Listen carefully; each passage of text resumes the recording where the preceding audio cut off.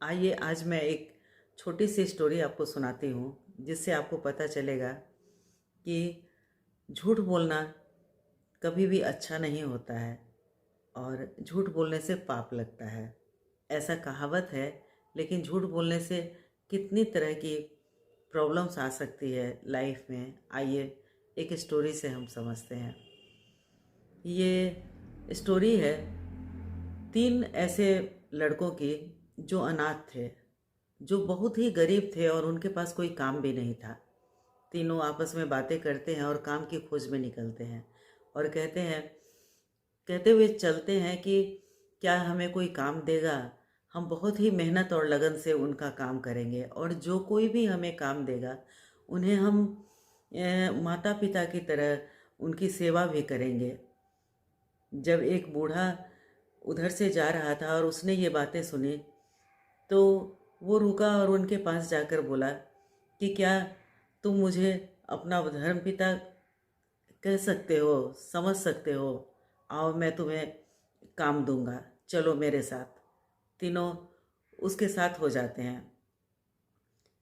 थोड़ी आगे बढ़ने के बाद एक मैदान से गुजरते हुए और एक त्रिकोण जंगल से गुजर के जब वो लोग बाहर आते हैं, तो सामने एक बहुत ही सुंदर और बड़ा सा मकान देखते हैं।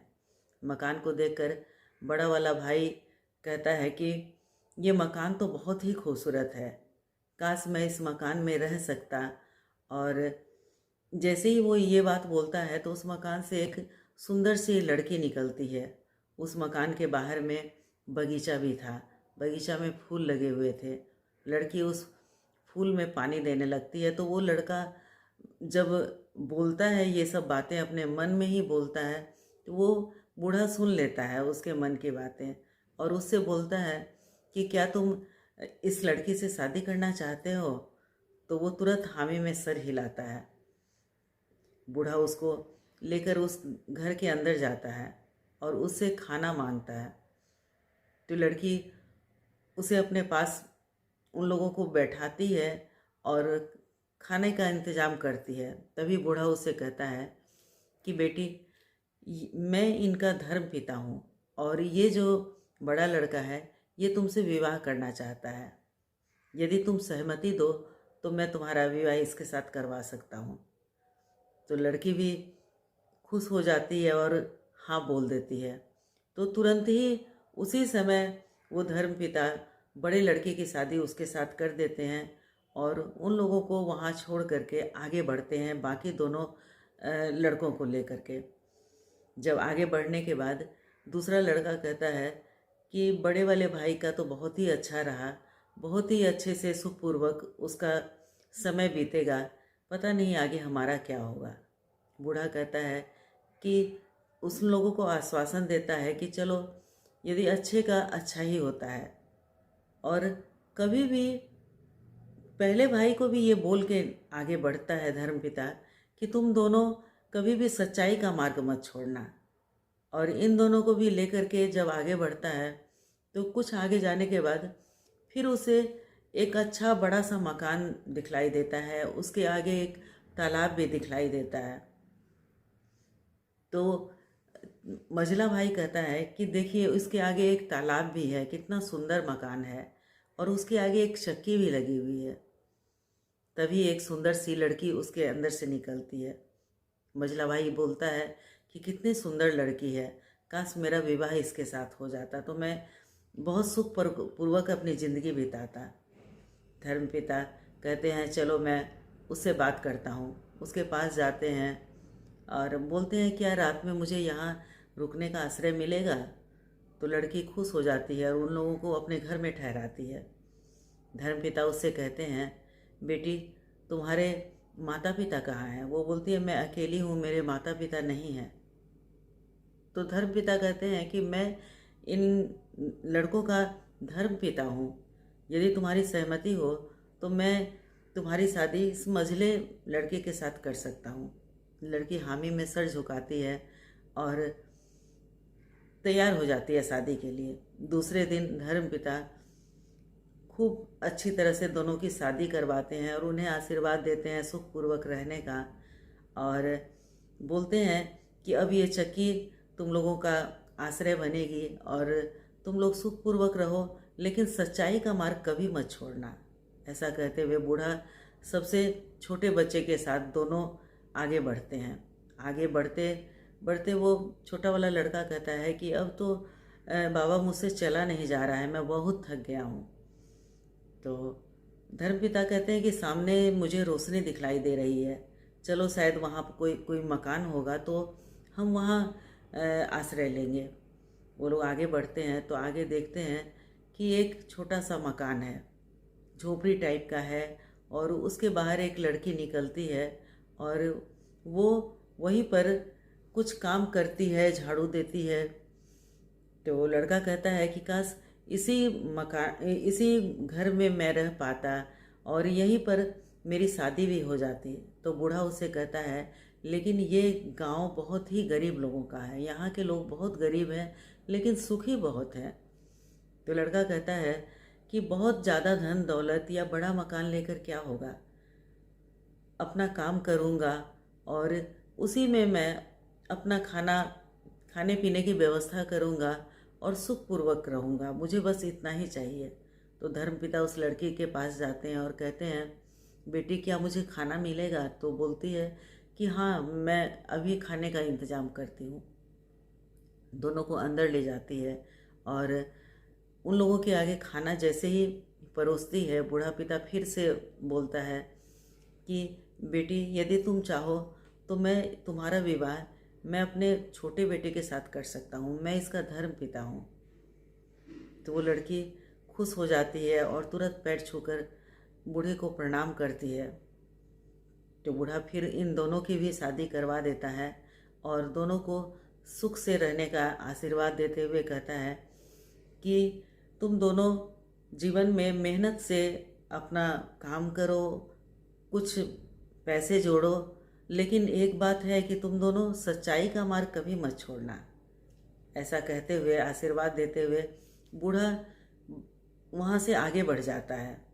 कई वर्ष बीतने के बाद बड़ा वाला जो लड़का था वो अपने काम में बहुत ही आगे बढ़ जाता है, उसका काम बहुत ज़्यादा फलने फूलने लग जाता है और वह पैसों को जोड़ने लग जाता है, बहुत धन वो जोड़ लेता है। और कुछ दिनों के बाद उससे जो छोटा वाला भाई था वो भी अपने काम में अच्छा आगे बढ़ जाता है, उसे की भी व्यवस्था बहुत अच्छी हो जाती है। और वो जो धर्म पिता थे वो वापस लौट के आते हैं और लौटकर जब बड़े वाले बेटे के पास पहुंचते हैं तो वो बोलते हैं कि बेटा मुझे बहुत भूख लगी है, मुझे खाना दे दो। वहाँ इतने नौकर चाकर लगे थे, सब काम में लगे हुए थे। उनको देखते ही वो बड़ा लड़का बोलता है कि तुम इतने भी बूढ़े नहीं हो गए हो, तुम चाहो तो कोई काम कर सकते हो और अपना पेट भर सकते हो, चलो हटो यहाँ से निकलो। ऐसा सुनकर बूढ़ा कहता है कि धर्मपिता कहते हैं कि घर अनाज से भरा हुआ है, चावलों की बोरियां भरी हुई है, भंडार भरा हुआ है, लेकिन गरीब को एक मुट्ठी भीख तक नहीं दे पाया। ऐसा कहते हुए बूढ़ा दूर एक ऊंचाई पर चला जाता है और वहाँ से पूरे नज़र भर उसके मकान को देखता है और जैसे ही वो देखता है वैसे ही उसका मकान जलकर राख हो जाता है। वहाँ से वो बूढ़ा फिर आगे बढ़ता है और अपने मझले बेटे के पास पहुँचता है तो देखता है कि यह भी फल फूल रहा है, इसके यहाँ भी अच्छी व्यवस्था हो गई है। वहाँ जाकर वो बोलता है कि बेटा मुझे थोड़ा खाना दे दो, मैं बहुत भूखा हूँ। उसकी बात सुनते ही दूसरा वाला बेटा भी यही बोलता है, चलो हटो, पता नहीं कहाँ कहाँ से चले आते हैं, हाथ पैर चलाकर कुछ कमा नहीं सकते हैं। ऐसा बोलते हुए वो उसको झिड़क देता है।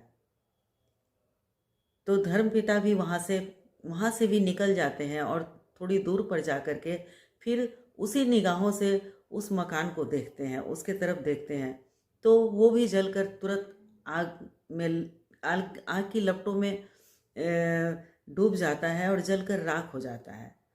अब धर्मपिता वहाँ से भी आगे बढ़ते हैं। चलते चलते वो अपने छोटे बेटे के पास पहुँचते हैं।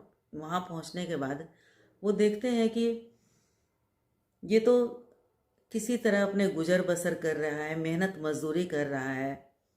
फिर भी वो उसके पास पहुँचते हैं और बोलते हैं कि मुझे बहुत भूख लगी है, मुझे खाना दे दो।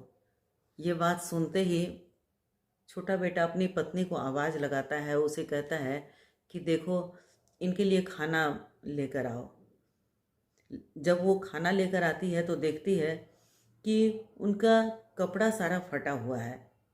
तो वो कहती है कि मैं अभी लेकर आती हूँ इनके लिए कपड़े, और वो अंदर से नए कपड़े ला कर के उसे पहनने के लिए देती है बूढ़े को।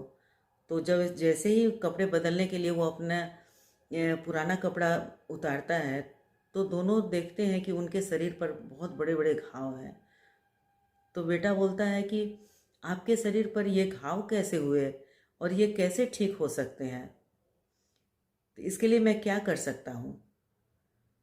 तो बूढ़ा कहता है, दे सकने वाले तो बहुत हैं, लेकिन कर सकता कोई भी नहीं है। तो बेटा बोलता है कि ऐसी क्या बात है, मैं आपके लिए करने के लिए तैयार हूँ, आप बताइए मुझे क्या करना होगा। तो बूढ़ा व्यक्ति बोलता है कि इसके लिए बहुत बड़ी तुम्हारी परीक्षा होगी। यदि तुम चाहो तो अपना ये मकान यदि तुम्हारा जल जाता है और उसके साथ जो सारे सामान है वो भी यदि जल जाएंगे, और उसके बाद जो उससे राख बनेगी वो यदि मैं इस घाव पर मलूँगा तभी मैं बचूँगा, नहीं तो मैं मर जाऊँगा। तो उसकी पत्नी कहती है कि आप ऐसा करिए कि आप इसको जला के राख कर दीजिए, क्योंकि आप यदि मर गए तो फिर वापस नहीं आएंगे, लेकिन यदि ये मकान जल जाएगा तो मैं दूसरा मकान बना लूँगी। दोनों व्यक्ति हामी भरते हैं और बूढ़े से कहते हैं कि आप इस मकान को जला दीजिए। उनकी बातें सुनकर जैसे ही बूढ़ा गौर से उसके मकान को देखता है तो मकान तुरंत धू धू करके जलने लग जाता है, लपटें उठने लग जाती है और मकान जल के राख होता है वो झोपड़ा, और उसके जगह एक महल जैसा सुंदर मकान दिखलाई देता है उन दोनों को। तो दोनों चकित हो जाते हैं और बूढ़े की तरफ देखते हैं तो वो बोलता है, मैं तुम्हारा वही धर्म पिता हूँ, मैं तो सिर्फ सच्चाई की खोज में निकला था और वो मुझे सिर्फ तुम दोनों में ही दिखलाई दी। छोटा बेटा और उसकी वाइफ देखते हैं कि अब बूढ़े के शरीर पर कोई घाव भी नहीं है। तो वो बोलते हैं, अरे आपका घाव? तो बोलता है, वो सब ठीक हो गया, मैं तो सिर्फ तुम लोगों की परीक्षा लेने आया था, जाओ तुम दोनों सुखी रहो। ऐसा कहते हुए बूढ़ा निकल जाता है। तो आप लोग भी ये बात समझ ही गए होंगे कि इस कहानी का सार है कि सच्चाई में कितनी ताकत है। सच्चाई से ही आप किसी का दिल जीत सकते हैं और अपने रिश्तों को भी बहुत ही मजबूत और स्ट्रॉन्ग बना सकते हैं। तो हमेशा यही कोशिश कीजिए कि चीज़ों के पीछे मत भागिए और सच्चाई का रास्ता पकड़िए। धीरे धीरे सब कुछ आपके पास आने लग जाएगा। Thank you friends.